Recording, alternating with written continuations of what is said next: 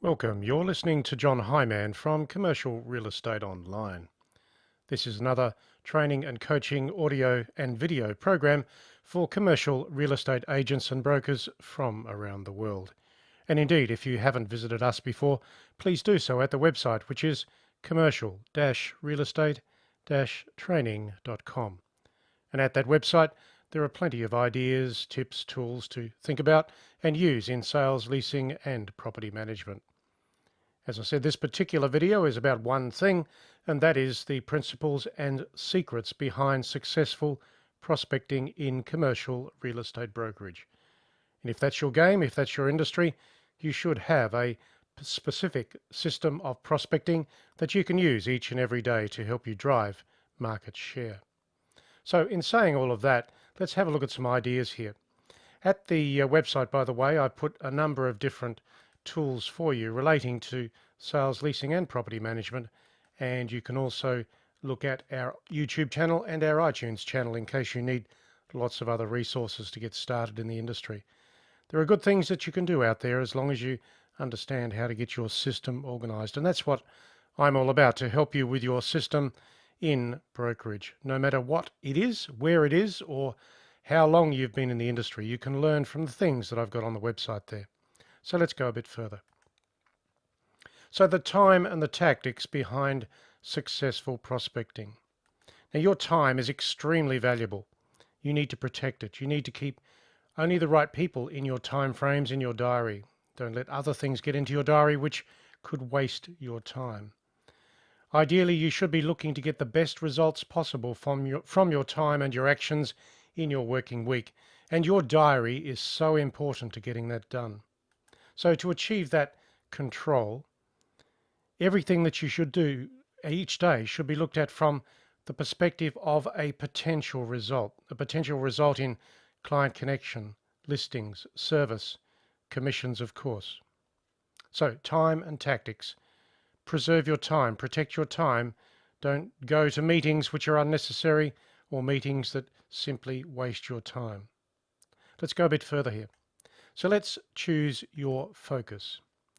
Don't waste your time or too much of it at all on small deals and small properties. Be choosy on what you work on and why. Small deals can waste so much of your time, and of course the commission rewards from small deals are pretty negligible.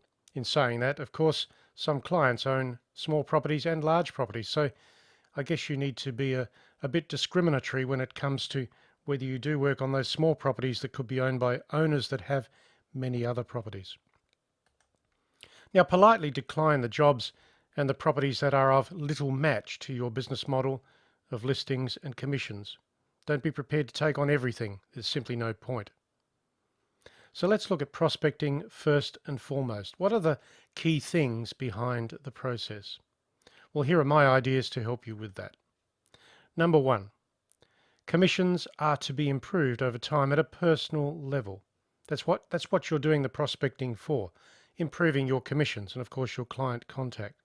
So you do need a system, and that's why persistency over time will help you get somewhere. Number two, to achieve that outcome, at the top of the daily task list for all brokers and agents should be prospecting, that is connecting with new people. Number three on my list, it directly follows that prospecting and the process behind it should be refined and honed into groups of clients, buildings, precincts, and targets. Refine your prospecting process. Point number three is just so critical. Don't have the scattergun approach, have a specific approach.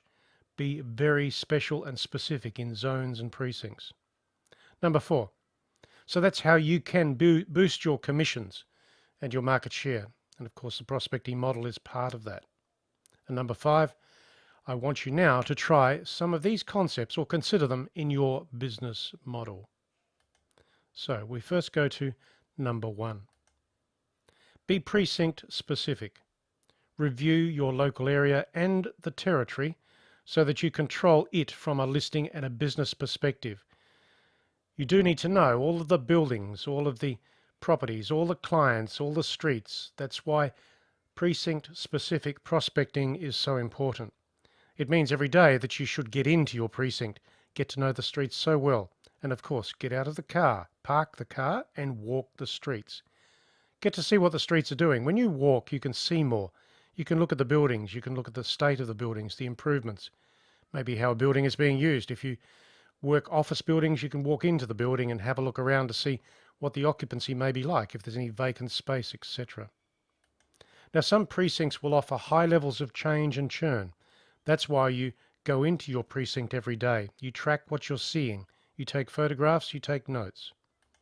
So there are precincts that should be researched and probed for opportunity. And the things that I've mentioned here will help you get traction in what you're doing. Check out the owners, the buildings, the zonings, the precincts. That's how you get your system going. So number 2 is consider a transaction type. What types of properties and new business can you focus into? What are you a specialist in? I guess you should know that because you're going to be talking to many different clients and obviously prospects over time. So you should be a specialist in something.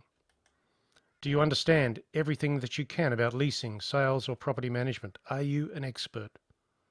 Over time, you can build that expert status. But it does take practice, it does take knowledge.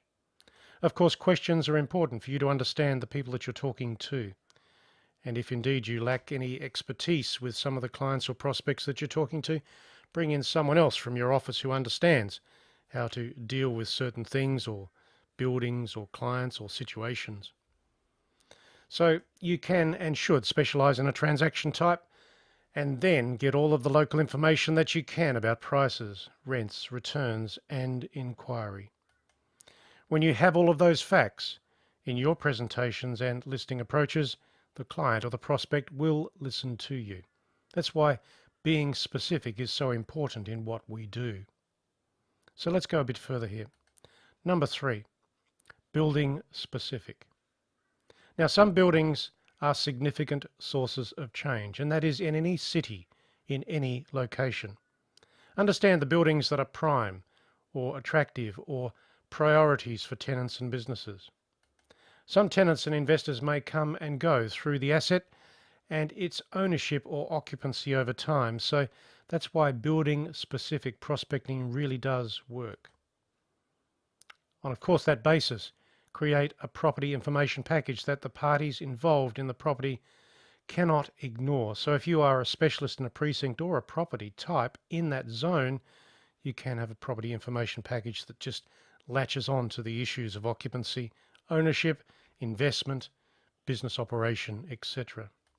Be very specific and relevant with the buildings that you work on. That's why property information packages are so real and relevant. You might have some in a PDF form and distribute it through the email, but you can also have something that you carry with you. There are different ways of marketing, different ways of conversing, different ways of meeting with people. Be prepared for the variations of contact in our industry. So let's look at the marketing packages. Now, marketing packages, when you work in prospecting and also sales, you should have a marketing package that supports you when it comes to vendor-paid marketing. Now, vendor-paid marketing is critical when it comes to exclusivity and working the industry.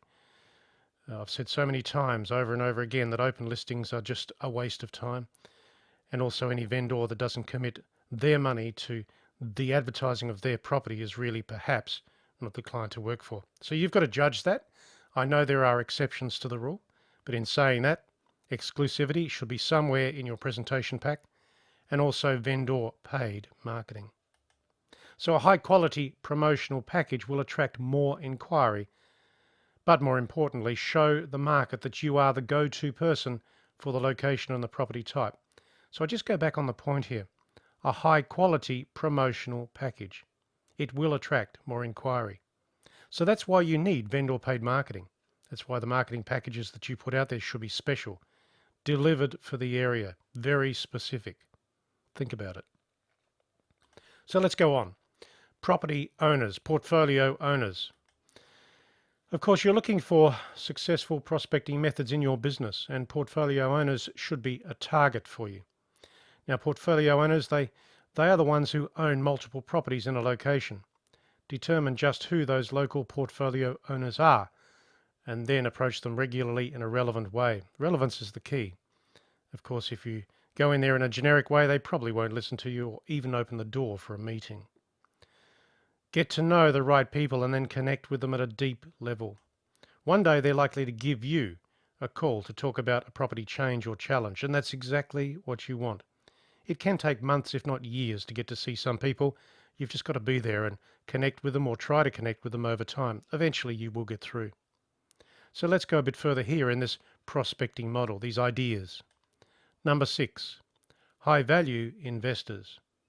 Now these are the people that invest in your area. They understand the buildings, the towns, the precincts. They know what they want. They understand the property investment model that works for them. So they are high value. Those investors own the bigger properties locally, usually. When I refer to bigger, I'm talking about the shopping centres, the office towers and the industrial parks. Check out the ownerships. You'll find those investors are actually there. Research your local area so that you can map out the ownership profiles of all the major buildings in the streets. Put those buildings at the top of your prospecting list. And you should have a prospecting list. Of course, that can be in your database, and indeed it can be split up into various property types, depending on how you want to run your database. But the depth of your database, the relevance of it, the people that are in there and the conversations you create every day from your database are just so important as to where you're going and how you're building your momentum in commissions and listings. It should be said that commercial real estate success is not a process of luck. It's a process of diligent daily activity in a particular systemized way, and it is very personal. Let's go a bit further here. Property transaction size. Interesting point. Small property sales and leasing deals are commonly just as much work as those that are larger and or in the major properties. So if you're focusing on the small stuff, you're going to spend a lot of time and of course achieve little commission. So if you're a bit more selective in your property transaction size and also location, you'll find that things are a bit easier. So you can look at improving your commissions by working on the larger properties and the larger transactions in your location. Make choices with your listings. Make choices with your clients. So in saying all of these things, and I've mentioned 7 things here, the idea is to keep it simple, but for you to have a prospecting system. Simple rules like these will help you attract and convert larger commissions over time.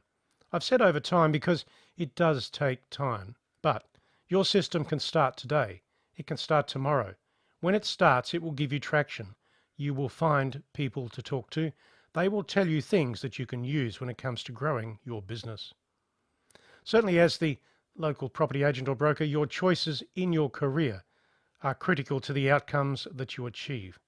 Your choices, your momentum, your time, your diary. Everything that's in there and what I've just said is so important to your traction. Keep it simple, get your system going, refine it, tweak it, make sure it works for you. Understand your prospecting location. Understand your building types. Understand your specialization. So I've mentioned a good number of things here for you. And I've actually taken this particular video program from the website. And indeed, I'll just pull up the article for you at the website so that you can see where you can get the whole text and, of course, download the whole text. It is there for you, and you can achieve a lot more knowledge from the text itself. And I'll just put it up on the screen here for you. The particular article is called Easy Ways to Boost Your Commercial Real Estate Commissions with Refined Prospecting. And the points that I've just mentioned are there for you to print off. And of course, you can share it on the various social media channels if you feel so inclined. So that's the article, Easy Ways to Boost Your Commercial Real Estate Commissions with Refined Prospecting. So I go back to the point that the website has lots of tips, tools and ideas there for you relating to sales, leasing. Property management, of course, is different and also important.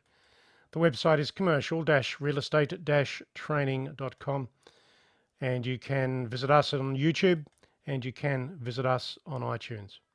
So my name is John Hyman. I am a commercial real estate coach. I am in the industry. I have practiced this industry and this game for a very long time. Therefore, I like to share these ideas to help people around the world.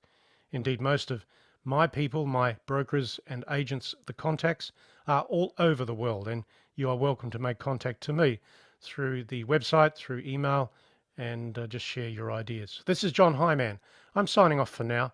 You'll hear us again very soon on YouTube or iTunes, and of course, get the ideas, the templates, tips, tools, and ideas from the website. This is John Hyman signing off for now. I'll talk to you quite soon again online.